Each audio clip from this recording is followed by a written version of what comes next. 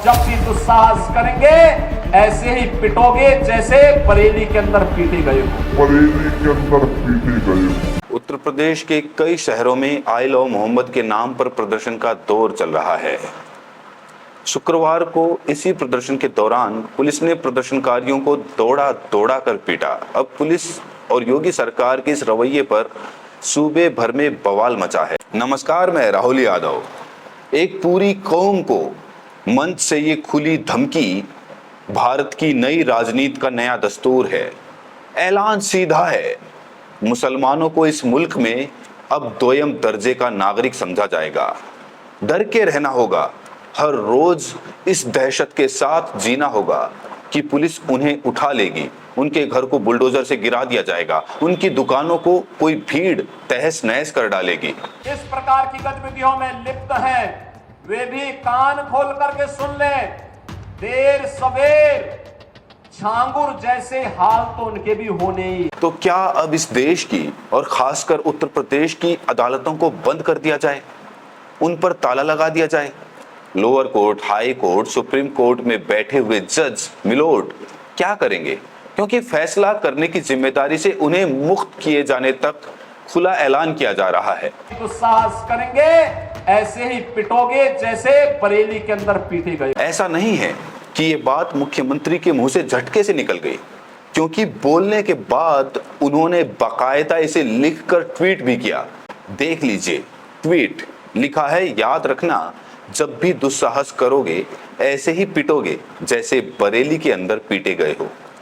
अगर ये एक मुख्यमंत्री की भाषा है, मुख्यमंत्री का विचार है या आचार है, व्यवहार है, तो फिर मान लेना चाहिए कि इस देश में संविधान की व्यवस्था फालतू हो चुकी है।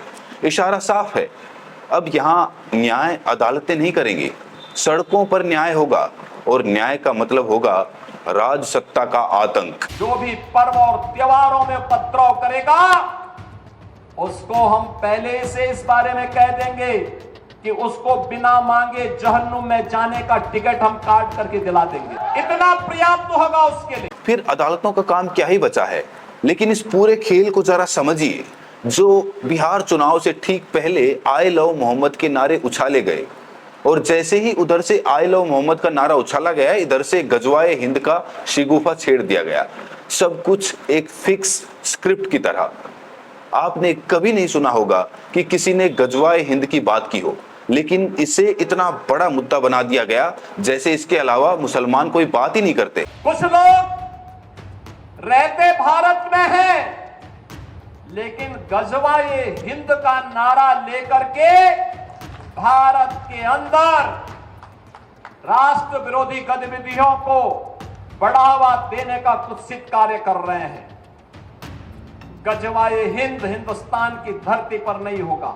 गजवाए हिंद एक मुहावरा है, ये एक उर्दू अरबी अल्फाज है जिसका इस्लामी संदर्भों में इस्तेमाल होता है। इसका शाब्दिक अर्थ है भारत पर इस्लाम की विजय अभियान। लेकिन फिलहाल ये कट्टर हिंदुत्व के हाथ का एक ऐसा औजार है जिसका इस्तेमाल वो बिना किसी संदर्भ के कर रहा है। कौन करना चाहता है गजवाए हिंद? योगी आदित्यनाथ कहते हैं कि कुछ लोग। वो कुछ लोग कौन हैं? वो कुछ लोग कहाँ रहते हैं? वो कुछ लोग क्या करते हैं? इसका कोई जवाब नहीं, सब कुछ हवा हवाई। गजवाए हिंद की कल्पना करना भी और उसका सपना देखना भी जहन्नुम में जाने का टिकट का रास्ता पैदा कर देगा। अगर किसी को जहन्नुम में जाना हो तो गजवाए हिंद के नाम पर अराजकता पैदा करने का कुत्सित प्रयास करें। नफरत की राजनीति के इस दुष्चक्र को समझिए, किस तरह से दोनों तरफ के कट्टरपंथियों के बीच आम मुसलमान पिस गया है और आम हिंदुओं को भी मोहरा बना दिया गया। योगी आदित्यनाथ और नरेंद्र मोदी की आपसी लड़ाई का मोहरा, इस पर आगे चर्चा करेंगे, लेकिन पहले समझ लीजिए कि कैसे पूरे नैरेटिव को बनाया जा रहा है, बिल्ड किया जा रहा है। योगी आदित्यनाथ के भाषण के क्लिप्स को फैलाया जा रहा है। चैनल वालों को कहा जा रहा है कि इस पर डिबेट करिए ताकि योगी आदित्यनाथ चर्चा में रहें। वो मौलाना भूल गया कि शासन किसका है। वो ये मानता था धमकी देंगे और हम जबरदस्ती जाम कर देंगे। हमने कहा जाम नहीं होगा, कर्फ्यू भी नहीं लगेगा, लेकिन कर्फ्यू का सबक तुम्हें ऐसा सिखा देंगे कि तुम्हारी आने वाली पीढ़ी दंगा करना भूल जाएगी। टीवी चैनलों ने इसे लपक लिया, लोगों के बीच भी इसे लेकर बहस होने लगी। लेकिन इस पूरी लड़ाई में सबसे ज्यादा फायदा किसका हुआ? योगी आदित्यनाथ का, जिन्हें बिहार के चढ़ते हुए चुनाव में पूछा तक नहीं जा रहा था, वो एक बार फिर से केंद्र में आ गए। नरेंद्र मोदी और अमित शाह चाहकर भी अब उन्हें दरकिनार नहीं कर सकते। कर्फ्यू का सबक तुम्हें ऐसा सिखा देंगे कि तुम्हारी आने वाली पीढ़ी दंगा करना भूल जाएगी। क्या तरीका है ये? आप सिस्टम को ब्लॉक करना चाहते हैं? योगी आदित्यनाथ ने बहुत टाइमिंग देखकर हवा में गजवाए हिंद और छांगुर बाबा का नैरेटिव उछाला, या कहिए कि बाकायदा इसके लिए जमीन तैयार की। बरेली में जो हुआ वो एक दिन में नहीं हुआ, उसके पहले और उसके बाद बहुत सारे खेल हुए और बिहार के चुनाव तक ये खेल चलते रहेंगे। जलालुद्दीन ने अपना उपनाम रख दिया था छांगुर बाबा, जिससे हिंदू भ्रम में रहे, समाज की आंखों में धूल झोंक लेगा, लेकिन पापी कितना भी अपने पाप को छुपाने का प्रयास करेगा, उसका पाप का समय तो पाप का घड़ा भरना ही भरना है, और पाप का घड़ा भरेगा, इस धरती माता उसको कभी बर्दाश्त नहीं कर पाएगी। आपको लग रहा होगा कि अपने आप आई लव मोहम्मद हो गया, अपने आप आई लव महादेव हो गया, अपने आप गजवाए हिंद और छांगुर का जिक्र योगी आदित्यनाथ की जुबान पर आ गया। लेकिन नहीं, राजनीति में अपने आप कुछ नहीं होता, सब कुछ तय समीकरणों के तहत होता है। ये भी सच है कि सारे मोहरे सामने से नहीं चले जाते, कुछ पीछे से वार करते हैं। शतरंज के खेल में वजीर हो या सिपाही, हाथी हो या ऊंट, सबको इस हिसाब से सजाया जाता है जिससे बादशाह को बचाया जा सके। उस बादशाह को जिसकी अपनी ताकत केवल एक कदम की चाल चलने की है, लेकिन जीत हार उसी से तय होती है। डेंटिंग पेंटिंग करवानी पड़ती है कायदे से, जिससे उनकी बुरी आदतों को हम ठीक कर सके। और यही डेंटिंग पेंटिंग आपने देखा होगा कल बरेली के अंदर, मौलाना भूल गया कि शासन किसका है। तो सबकी भूमिका तय थी, मौलाना तौकीर रजा की भी और असदुद्दीन ओवैसी की भी। आई लव मोहम्मद कैसे आगे बढ़ेगा, कौन आगे बढ़ाएगा, कितना आगे बढ़ाएगा और कहां से योगी आदित्यनाथ की एंट्री होगी, सब तय है।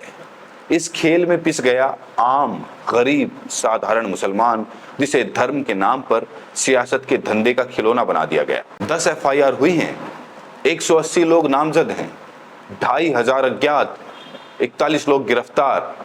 कितने घरों पर बुलडोजर कार्रवाई का खौफ मंडरा रहा है आप नहीं जानते, लिख कर ले लीजिए। मौलाना तौकीर रजा छूट जाएंगे, वकीलों की पूरी फौज खड़ी हो जाएगी उनके लिए, और नहीं भी छूटेंगे तो उन्हें जेल में कोई कष्ट नहीं होगा। ओवैसी कहते रहें कि आई लव मोहम्मद, मुझे जेल में डाल दो, लेकिन वो भी जानते थे उनका बाल भी बांका नहीं होगा, वो भाजपा को प्यारे हैं। लेकिन उन आम गरीब साधारण मुसलमानों का क्या, जो रोज कमाने रोज खाने वाले थे, उनके पीछे उनके परिवारों का क्या, उनके बच्चों का, उनके घरों की औरतों का क्या? सिर्फ माहौल को हिंदू बना मुसलमान बनाने के लिए उन्हें निशाना बनाया गया। कर्फ्यू का सबक तुम्हें ऐसा सिखा देंगे कि तुम्हारी आने वाली पीढ़ी दंगा करना भूल जाए। ये खेल क्यों रचा गया? भारतीय जनता पार्टी की अंदरूनी राजनीति के केंद्र में योगी आदित्यनाथ को लाने के लिए। आप जानते ही होंगे, भाजपा लगभग 3 साल से अपना राष्ट्रीय अध्यक्ष नहीं चुन पा रही है, और कहा जा रहा है कि इसके पीछे योगी आदित्यनाथ का वीटो पावर है। संघ तो चाहता ही है। मोदी शाह को एक आंख नहीं सुहाते योगी, लेकिन योगी उन्हें आंख तरेरते हुए यूपी की सत्ता में बने हुए हैं। संघ शिद्दत से नरेंद्र मोदी के विकल्प की खोज कर रहा है, लेकिन अभी तक वो इसमें कामयाब नहीं हो पाया। मोदी के बाद कौन सा सवाल अमित शाह को बिल्कुल पसंद नहीं है? योगी आदित्यनाथ का नाम आने पर शाह के भरोसेमंद निशिकांत दुबे बुरी तरह भड़क गए। इस पूरी घटना ने योगी आदित्यनाथ को भाजपा की राजनीति के केंद्र में ला दिया है। यही इसका मकसद था। उन्होंने बहुत सधे हुए तरीके से सियासत की शतरंज के अपने मोहरे चुने, अपनी चालें चली और बाजी को अपने पक्ष में कर लिया। लेकिन इसका जो सबसे ज्यादा असर हुआ वो बिहार के चुनाव में हुआ।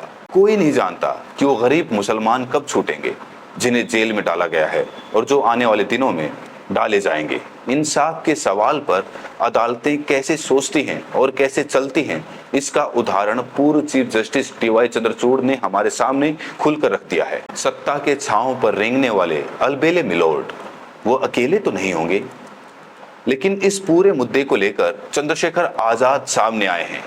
गरीबों, अल्पसंख्यकों, दलितों, पिछड़ों, आदिवासियों की आवाज बनकर उन्होंने सीधे सीधे सधे अंदाज में योगी आदित्यनाथ को टारगेट किया है और कहा है कि क्या ये एक मुख्यमंत्री की भाषा हो सकती है?